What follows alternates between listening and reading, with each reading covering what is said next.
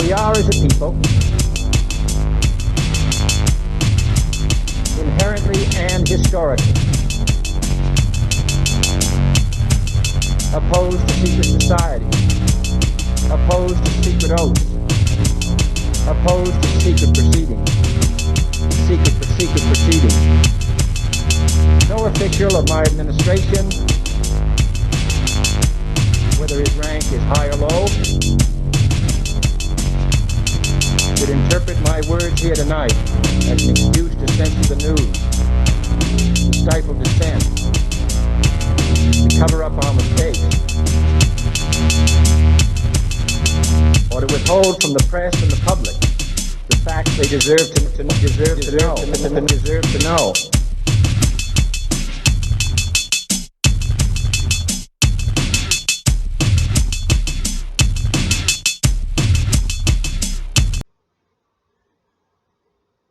Welcome to Conspiracy Corner Podcast, everyone. This is Abe, your host.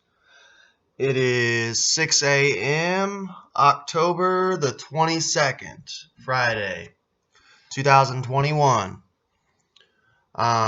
Just got off work, went in early, got off early, rip it off like a Band-Aid. Yesterday was my day off. It was pretty chill. I didn't really do much. I did watch this series, though. Called Beast Stars on Netflix. I don't know if you guys like anime at all, but it's basically about these like animals, but it's weird as it sounds. It's almost like furry-ish. These animals that are like upright with like human-like features. They go to school and there's a murder that happens at the school. The main character's like a wolf. He falls in love with a rabbit. I don't know. It sounds really weird, but I put it on as background because I was sitting there reading. I'm reading Harry Potter right now, the Half-Blood Prince, and I just put it on as background. I ended up having to put the book down because I kept getting into the show. I watched the entire series last night. But yeah, I mean, surprisingly, like, it was damn good. I got hooked. So I don't know if you guys like anime or not, but I would check that out if I was you. But that's about it as far as what's going on in my life. Work's slowing down a little bit. Trucks are getting smaller, but I mean, food shortages are coming, people. I warned you all. I'll warn you again. Get your stuff, But yeah, we'll get on with the show. All right, so today, like I said, for October, the month of October, I just wanted to focus mainly on like true crime, paranormal, Halloween type stuff to get you all in the mood. I will be getting back into in November probably more of like, sadly, the beer bug situation and stuff, but I don't really like holidays much. But I do like Halloween a lot because I like the paranormal and horror movies and true crime, stuff like that. So today we're covering Madeleine Hamilton Smith. A fond embrace, sweet darling. Madeleine waited on the hill overlooking the River Clyde. The cool air of a spring evening caressed her cheeks, already made warm with rising passion as she looked for the lights of the paddle steamer which would bring her lover. Emile's expectancy had been primed by her letter. Quote, "Well, beloved, you shall come to the gate, you know it, and wait till I come. And then, oh happiness, won't I kiss you, love, my own beloved Emile." The man and the virgin embraced and fulfilled their secret tryst deep in the woods under the star-strewn sky. With passion spent, they went their separate ways. Madeleine stealthily returned to her father's house nearby, and Emile more openly towards the still sleeping city. Madeleine, from the privacy of her bedroom, wrote her lover a letter within hours of their meeting, exulting in their sexual triumph. Wednesday morning, 5 o'clock. My own, my beloved husband, I trust to God you got home and safe, and we're not much the worse of being out. Thank you, my love, for coming so far to see your Mimi. It was truly a pleasure to see you. My Emile, beloved, if we did wrong last night, it was in the excitement of our love. Yes, beloved, I did truly love you with my soul. I was happy. It was a pleasure to be with you. Oh, if we could have remained, never more to be parted. But we must hope the time shall come. In her long letter, she went on to mention family matters and trivial items such as putting in sufficient postage on a previous letter before returning to their moment of passion. I did not bleed in the least last night, she wrote boldly, but I have had a good deal of pain during the night. And then, with a hint of uncertainty, she said, Tell me, pet, were you angry at me for allowing you to do what you did? Was it very bad of me? We should, I suppose, have waited till we were married. I shall always remember last night, she concluded, with kindest love, fond embrace, and kisses from thy own true and ever devoted Mimi, thy faithful wife. Never was such a night of illicit love so well documented. For Emile penned a reply to his dearest and beloved wife Mimi. His fulfillment was neither sure nor complete. Quote, Since I saw you, I have been wretchedly sad. Would to God we had not met that night. I would have been happier. I am sad at what we did. I regret it very much. Apart from this sadness, Emile was also reproachful. Why, Mimi, did you give way after your promise? My pet, it is a pity. Think of the consequences. If I were never to marry you, what reproaches I should have, Mimi. I will never again repeat what I did until we are regularly married. As a hypochondriac, Emile worried about his health. Quote, I got home quite safe after leaving you, but I think it did my cold no good. As a prig, he doubted his girl's innocence in love-making. Quote, I do not understand, my pet. You're not bleeding. For every woman having her virginity must bleed. You must have done some other time. Try to remember if you never hurt yourself in washing. Emile, frightened, completed his letter with, For God's sake burn this, Mimi. For fear anything happen to you, do, dearest. These frank and intimate exchanges are made incredible by being put together into their social and historical context. Madeleine gave her virginity to Emile on May 6, 1856, when Victorian ladies kept their persons well covered and disciplined their minds with good literature and needlework. Wives did not give away their unbridled passion, and Victorian womanly virtues were personified in Florence Nightingale.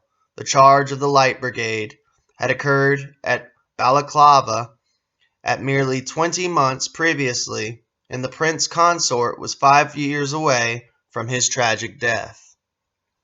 Madeleine Hamilton Smith was the 19-year-old daughter of Mr. James Smith, a successful architect and distinguished citizen of Glasgow.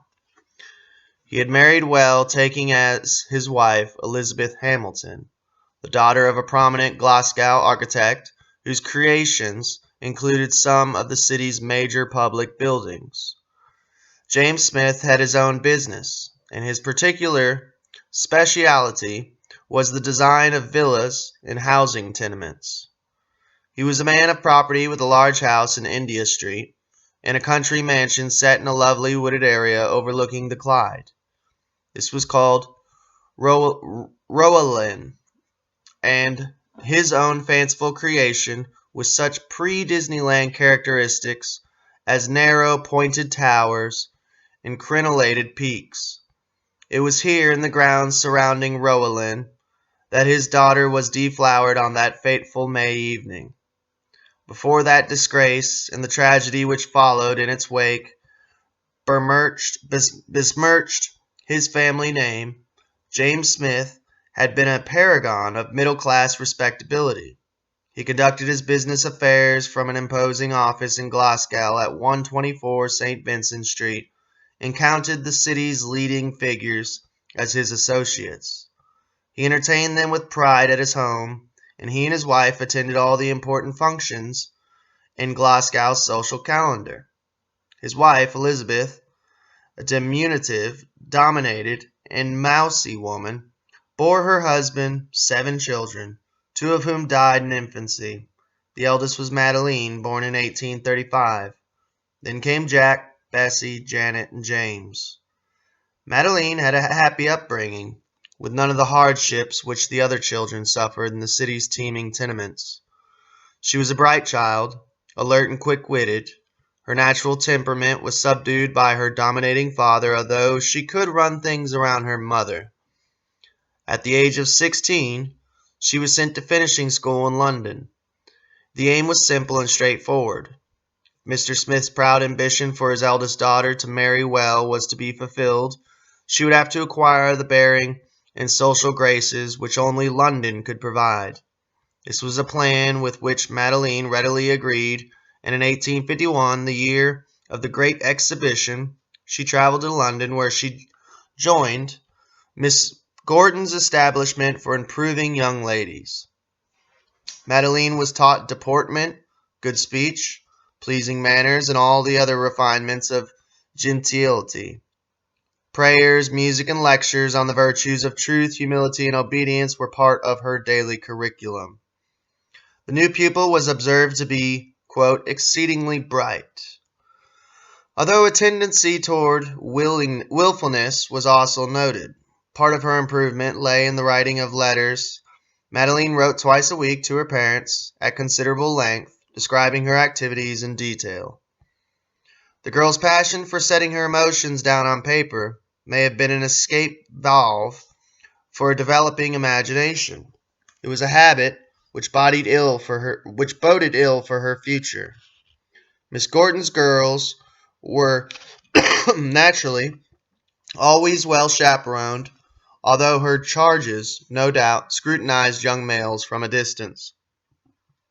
Any burgeoning interest with these girls may have had in their sexuality were contained by instruction they received on the woman's passive and docile role in Victorian life. Certainly there was little of titillating nature to be gained from their heavy reading list, which included Macaulay's History of England and Gibbon's Decline and Fall of the Roman Empire. But Madeleine was different. She was vain, and did not submit mentally to the emotional oppression she was taught to bear. In the summer of 1853, Madeleine returned to Glasgow, a girl of refinement, her Scots accent almost gone, and positively the apple of her father's eye. At 18, she had matured into a young woman with an attractive, narrow-waisted, full-bosomed figure. She had dark hair and a clear porcelain-like complexion. Her features were sharp in profile, with a long nose and prominent forehead, but her full face, with its sensual lips and dark eyes, was pleasing, and spoke for an independent spirit. This full-bodied young woman, bursting with health and vitality, was destined to run her father's household, because Mrs. Smith was in poor health. Madeleine was an efficient housekeeper. She administered the domestic finances, ordered the duties of the 6 servants, checked her younger brother and sisters, and helped her parents to entertain. With her London finishing and a keen eye for her dress and appearance, she quickly commanded attention at the balls and parties she attended. She browbeat her sister Bessie, who was jealous of her. But a specially warm relationship with her brother Jack, who she thought understood her. She could not confide in her parents. Quote, I fancy they are the most indulgent parents, she wrote. Yet there is an awe that should not be. Madeleine did have a confidante, her maid, Christina Haggart, an association which was to be specially significant. Like all Victorian women of her age and class, she daily practiced music, read uplifting books, wrote long letters, and went for long walks. She also liked to draw, yet with all these activities there was undoubtedly scope for boredom, and the coiled spring of her youthfulness needed something more. In March, on one of her shopping excursions in Glasgow, Madeleine was seen in the street by a man of contentious origin who challenged her with a stare. He was Pierre-Emile L'Anglais, a 32-year-old clerk, well distanced from her by age, by background, and most importantly by class. He was short and a little thick-set, foreign-looking, with dark curly hair, a full beard, and finely waxed mustache. He was experienced in affairs of the heart, not to say in matters of conquest, but as a match for a girl who had caught his eye, suffered the disadvantage, as yet unknown, of being out of her class. It was probable that Emile's first admiring gaze went unacknowledged, but further visual encounters were chanced upon, and he determined to contrive a meeting with this girl who was so captivated by him. Emile was born at St. Helier in Jersey. His father had immigrated there from France in 1813 and set up a small market garden. With their 5 children, the L'Anglais struggled to live, but they were not without ambition. It was their wish that Emile, the eldest child, should learn the craft of nurseryman, perhaps going to England for the best training.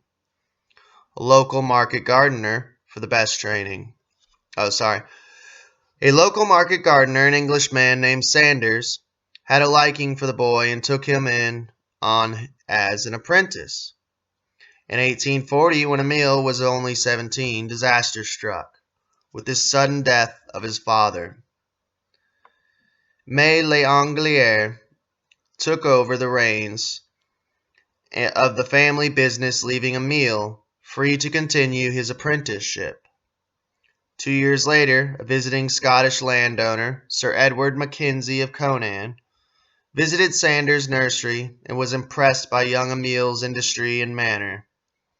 He offered to take him back to Scotland and give him employment on his estate. Emile's widowed mother urged her son to accept this marvelous opportunity. Emile traveled north to Edinburgh, where his patron placed him with a well-known firm nurseryman, Dickens and Company. The lad had never been away from home before, and found the Scots rather dour people. He was homesick, and his health was poor. In 1843, his patron died suddenly, and Emile felt lost and unwanted. But Dickens reassured him, and he stayed with the firm. He returned to Jersey for a holiday in 1846, and his mother realized at once that the country boy who had left the island 4 years before was now a young man with ideas about dress and station in his life. It was also clear that he was playing truant from his job in Edinburgh. He had soon set out for Paris, where he was engaged as a merchant's clerk. He stayed for 4 years, and during the Revolution in 1848 became a member of the National Guard. Although he later boasted of his daring exploits during these heady days, he was an infinitely minor role, although he gained experience of life, and probably of the opposite sex. In 1851, Emile returned to Edinburgh, but after so long a break, Dickens refused to re-engage him. He lived close to the poverty line on what he could earn carrying out menial tasks, and shared a bed with a waiter in a small tavern at Northbridge. The innkeeper subsidized his food and shelter out of kindness, but perhaps from a feeling that a bilingual young man with ambition was destined for better things. An improvement in Emile's life came early in 1852, when he celebrated his 30th birthday by finding employment in Mr. William Lard's seed shop in Dundee. Up to this point in life, life had largely cast him down. He had a wretched existence, and a combination of poor food and miserable workplaces had affected his health. A further contributing factor was his use of drugs, laudanum, and arsenic. Yeah, laudanum right there, that's some deadly stuff. It's straight up literally poison. If you all have ever seen that movie, Winchester, the lead character, the male in it, he's addicted to laudanum, and it makes you like super high. I guess it makes you trip. I'm not completely positive, but it's literally just poison. Emil's companions at this time spoke of his fantasizing about women, and it seems he was always talking about his successes and falling in love. Whatever his fortunes may have been, Emil decided that he would prosper in the fast-growing city of Glasgow. After 6 months working for Mr. Laird, he bade his employer farewell and set out for the great city on the Clyde. He was fortunate enough to find work as a packing clerk with the firm of Huggins and Company, merchants and warehousemen in Bothwell Street. William Huggins paid Emil 10 shillings a week, and he took lodgings with Mrs. Elizabeth Wallace, who looked after him more as a mother than a landlady. Emil, high on ambition, but low on finance, regaled his workmates with his stories of the Revolution, his aristocratic family fallen on hard times, and of course, his stories of sexual conquest. He was no doubt aware of the sniggering which went on behind his back, and his boast, together with his tendency to touch and fondle the young shop girls he met, was put down to the fact that he was foreign, and a Frenchman at that. He had long since been disposed of hypochondria, and the real misery he had suffered, combined with his imagined feelings as a man of substance, led him to drugs and quack remedies. He started taking opium in the form of poppy seeds to treat his insomnia. Well, I ain't gonna lie, that will put your ass to sleep. And told a friend that he was in the habit of eating large quantities of seeds because they made him light-headed. He craved to be admired by women and set himself up as a vain creature condescending to accept the compliments.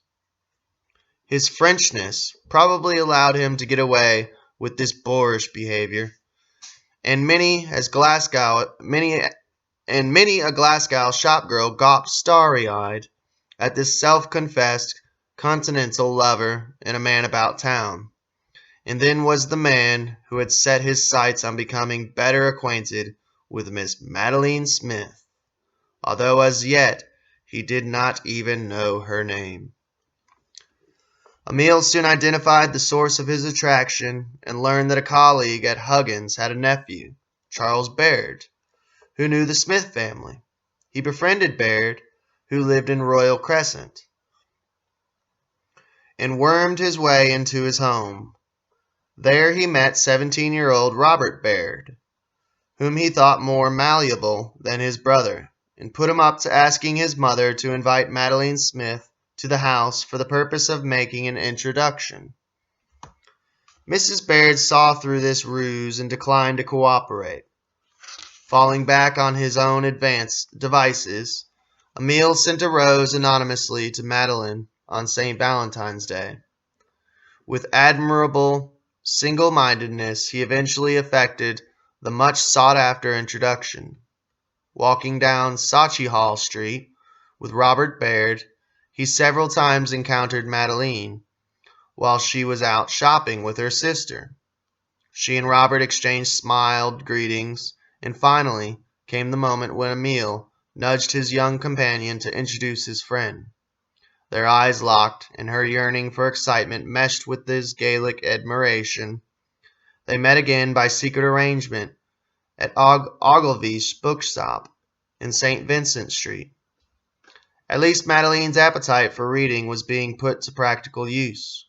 No doubt they exchanged personal family details, which would have made it perfectly clear to Madeleine that whatever feelings she might develop for Emil, the chances of her giving his approval of such a liaison were very slim.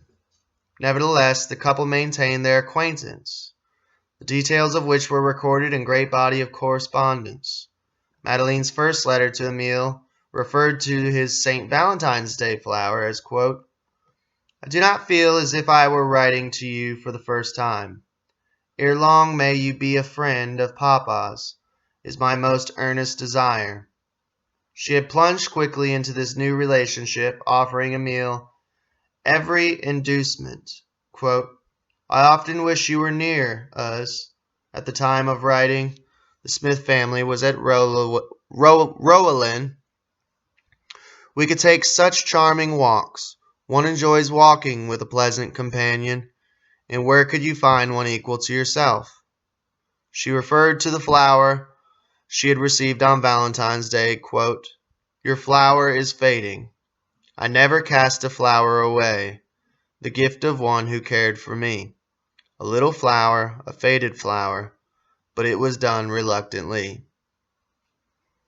And she continued her letter, quote, "With kind love, believe me, yours very sincerely, Madeleine."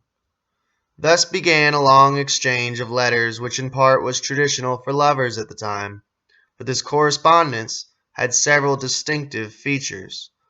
Madeleine consigned Emile's letter to the fire after she had read them, whereas he saved every mortal scrap of paper she sent him. Madeleine, who loved writing anyway, now poured out her innermost longings combined with accounts of mundane happenings in a breathless torrent of words. Hardly stopping for punctuation or correct spelling, Emile, on the other hand, like the clerk he really was, first made drafts of his epistles of love before committing his letters to the post. It was this habit which provided a record of his feelings toward the young woman he so coveted. During their liaison, which lasted for 24 months, Madeleine wrote 198 letters in catharsis of sentiment and emotion which was to astonish and stun her contemporaries. Madeleine's second letter was dated April 3rd, 1855. In it she shows hostility towards her sister Bessie, and alerts Emile to the fact that her father had found out about their walking together.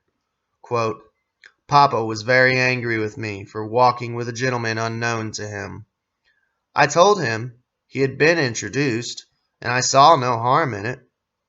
Bessie joins with Papa and blames me for the whole affair." She notes, "I know from experience that the world is not lenient in its observations. But I don't care for the world's remarks so long as my own heart tells me I am doing nothing wrong." But on April 18th, Madeleine, a woman of the world, writes coldly about breaking off the affair. "I cannot fix any time to see you," she says, adding by way of comfort, "Chance may throw you in my way." She goes on, "I think you will agree with me that for the present the correspondence had better stop. By continuing to correspond, harm may arise. In discontinuing it, nothing can be said."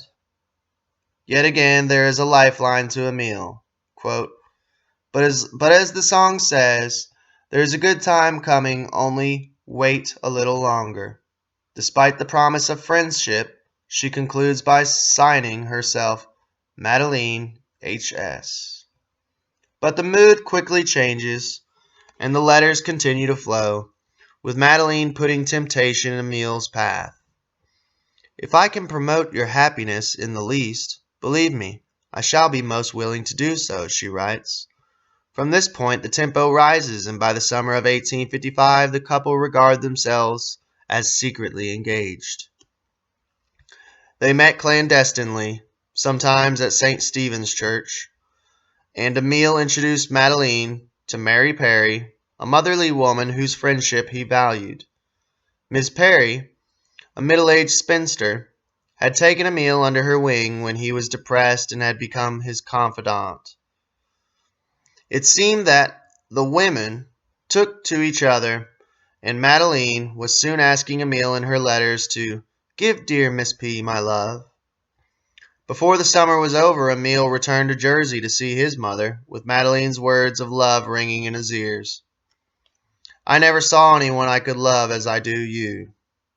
A friend in Jersey told him of the prospects of opening a market garden in Peru.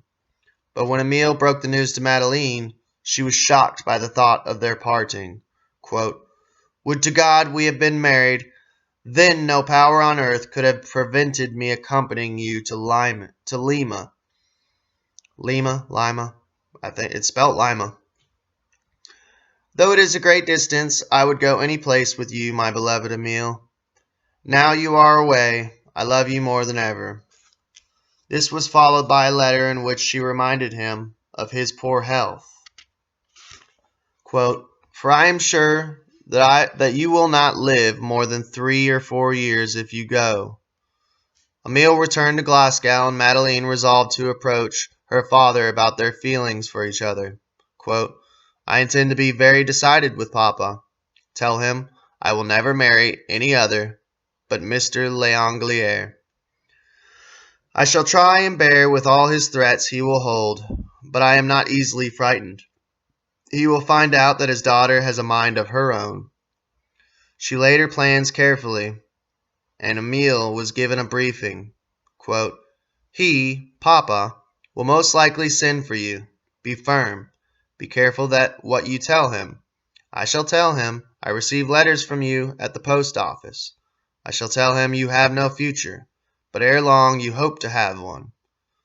Madeleine also encouraged, We shall succeed, yet I am sure. I often think of the others who have won through. She cautions, Don't show him any of my letters, destroy them all. Nobody shall ever see mine from you. And finally, she instructs, Do keep cool when you see him. I know his temper, very much like my own. Regrettably for the couple's plans, Mr. Smith also intended to be very decided. He rejected the whole proposition outright. Her spirit unusually cast down, Madeleine wrote to Emile on September 21st, 1855, to tell him of Papa's refusal. Quote, Farewell, dear Emile. A last fond farewell. My Papa will not give his consent. I have given my word of honor. I shall have no more communication with you. Forgive your Mimi you once loved. Get married. You will never get one who will love you as I have done. Fare thee well, Madeleine. She wrote to Miss Perry in a similar vein. Quote, Think not my conduct unkind. I have a father to please and a kind father too. But a few days later, breaking her promise to Papa, she is writing to Emile, begging him to forgive her and to reply. Quote, Hope we may yet be happy, she concludes. Emile's typical reply exists in the draft form. Quote, I did not deserve to be treated as you have done. How you astonished me by writing such a note without condescending to explain the reasons why your father refuses his consent. The letter is full of bitter reproach. Quote, I warned you repeatedly not to be rash in your engagement and vows to me, but you persisted in that false and deceitful flirtation, playing with affections, which you knew to be pure and undivided. You have deceived your father as you have deceived me. Think what your father would say if I sent him your letters for a perusal. Do you think he could sanction your breaking your promises? No, Madeleine. I leave your conscience to speak for itself. The pompous outburst and clear hint that he had not taken her advice to destroy her letters should have disturbed Madeleine, but its effect seemed to be to urge her on to an excess of endearment. Again, the tempo of the letters increase. Emily is, quote, my dearest own, and she becomes your own true Mimi. Emile's attitude softens, and he merely upbraids her. Quote, You truly acted wrongly. May this be a lesson to you never to trifle with any again. Madeleine's letter writing was something of an industry in its own right.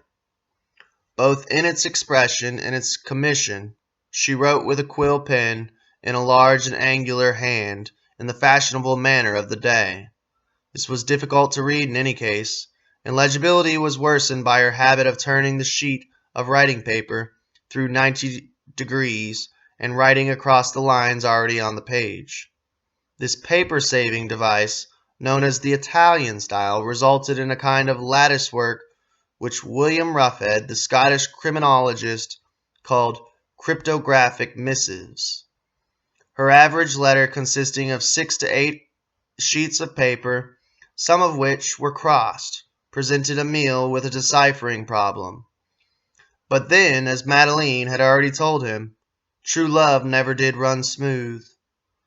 She used very small envelopes, which she sometimes decorated with little inked designs, and was careless about attaching postage stamps. On several envelope stamps were affixed on their sides with Queen Victoria's profile gazing heavenward. Most intriguing were Madeleine's attempts to disguise her handwriting on the address. She did not post her own letters, but instructed her maid, Christina Haggart, to take them to the post office in the mornings to effect delivery on the same day. Emile's letters, of which only 3 survived, were written in a good copperplate hand, with a sprinkling of flourishes. He did, of course, receive guidance from Madeleine. If dear you would write your address more in a round hand, I would like it better. They were both well aware of the risk involved and of their dire consequences if Mr. Smith should intercept a letter written to his daughter. Emile was instructed to address the letters to Christina Haggart and to write a small identifying M in the corner. You can address my letters to C.H. India Street. There is no danger. I always burn the envelopes. After her parents had rejected Emile, Mrs. Smith adopted the practice of seeing any letters from Madeleine which came to the house. C.H. is asked often if there are any letters from you to Miss Smith. Of course she says no. All my letters are taken to Mamma before I get them. That used to not be. Another precaution taken was to address letters to Miss Bruce at Row Post Office, where Madeleine would pick them up. This lovers' correspondent course ran on and reached new heights, with the couple referring to each other as husband and wife. For this part, Emile discussed his affairs and problems with Miss Perry, who consoled him. His wish was to make Madeleine Mrs. L'Anglière, whereas her desires were more basic and more earthy. In a letter to Emile, written on December 3rd, 1855, she makes it clear that physical contact is what she wants. Quote, my own darling husband, I am afraid I may be too late to write to you this evening. So as all are out, I shall do it now, my sweet one. I did not expect the pleasure of seeing you last evening, and of being fondled by you. Dear, dear Emile, our cook was ill, and I went to bed at 10. That was the reason I could see you. But I trust ere long to have a long, long interview with you. Sweet one of my soul, my love, my all, my own best beloved. The emphasis is Madeleine's, and her longing is apparent. She concluded this letter, carried away by passion and discarding punctuation. Much, much love, kisses, tender, long embraces, kisses, love. I am thy own, ever fond, thy own dear, loving wife, thy Mimi L'Anglière. This virgin girl knew what she wanted, and her fondling was a mere preliminary in her ecstatic fulfillment in the woods at Rawalin in the following spring. For the moment, the couple had to snatch such brief moments of contact as could be permitted by Emile's late-night visits to the house.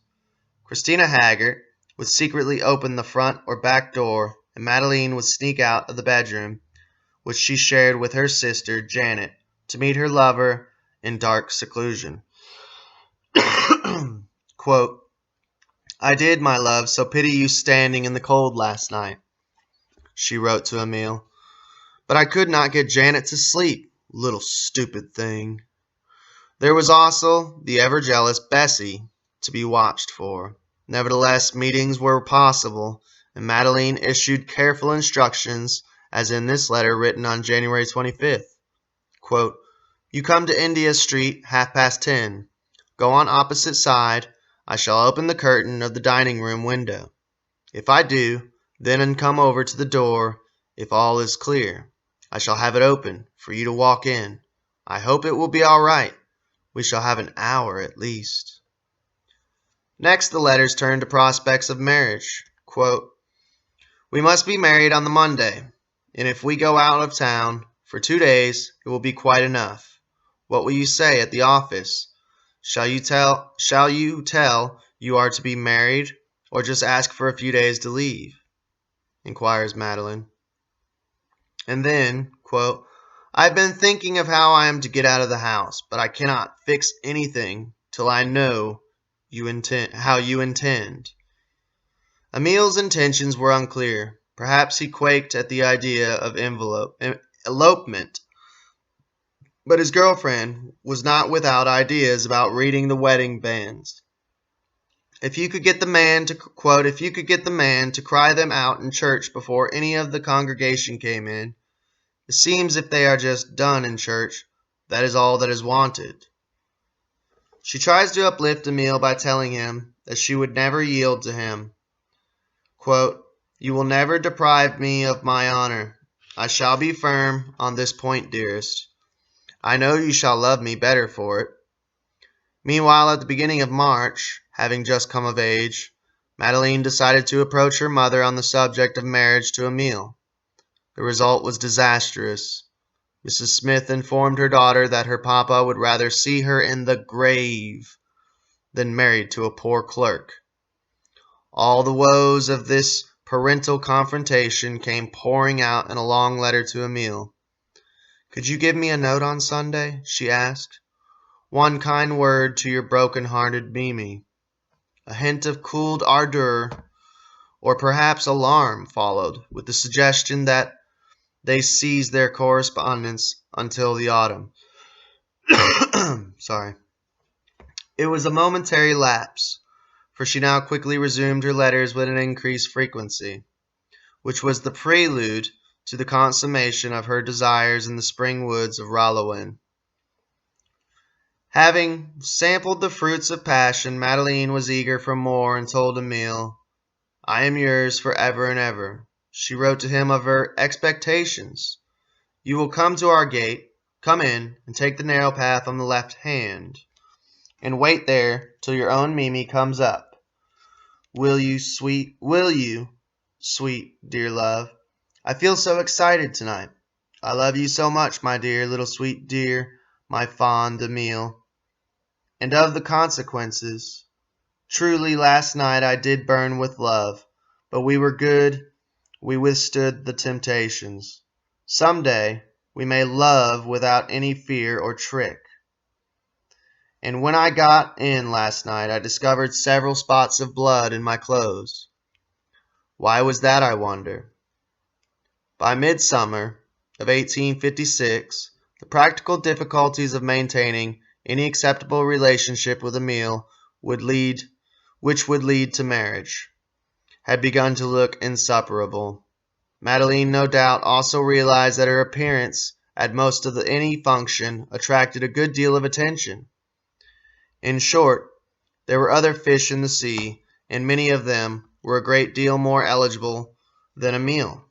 One such was William Harper Minock, a well-bred young bachelor who at the age of 33 was already a director in the respected Glasgow firm, Holdsworth and Company. William was a rather shy man, not particularly handsome, but always correct and quietly charming. He had a substantial income, rumored to be £4,000 a year, and was recognized as one of the most eligible bachelors in the city. A capture for any gentleman's daughter. He had become acquainted with Mr. Smith through business circles and become a welcome guest in the Smith home. William qualified in every way as a match for Madeleine, and whether it was spoken or unspoken, there is no doubt that Mr. Smith encouraged the idea of William becoming a suitor for his errant daughter.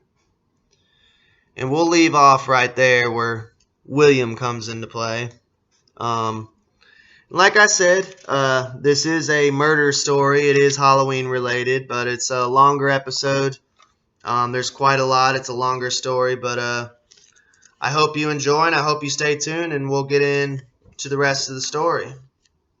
This might be a 3-parter. It might just be a 2-parter. We'll see. Yeah, it's pretty good, though.